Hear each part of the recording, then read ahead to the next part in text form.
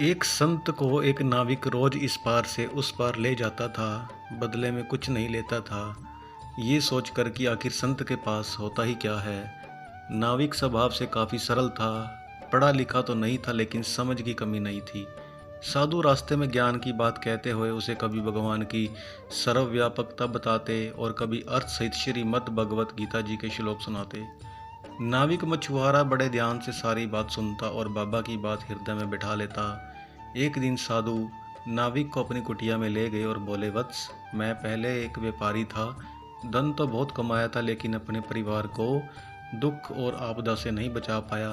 अब तक मैंने ये धन अपने पास संभाल कर रखा था, लेकिन अब ये धन मुझे मेरे काम का नहीं लगता क्योंकि मेरे पास अपना कोई नहीं रहा।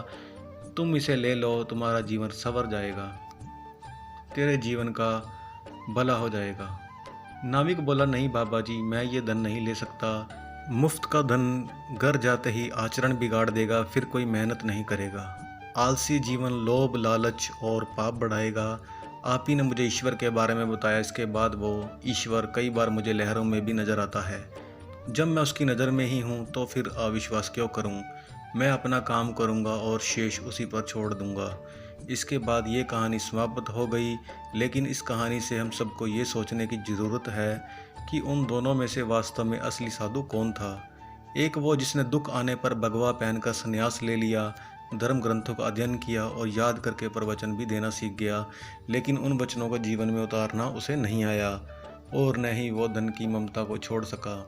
वहीं एक वो निर्धन नाविक जिसको ये भी नहीं पता कि सुबह के खाने के बाद शाम की रोटी वो जुटा भी पाएगा या नहीं, फिर भी पराये धन के प्रति उसमें लालच का भाव नहीं जागा। उसे संसार में लिप्त रहकर भी निर्लिप्त रहना आ गया।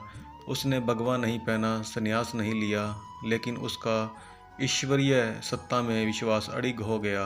अनपढ़ होकर भी उसने श्रीमद् भगवत गीता के श्लोक को समझकर अपने व्यवहारिक जीवन में उतार लिया। धन्यवाद।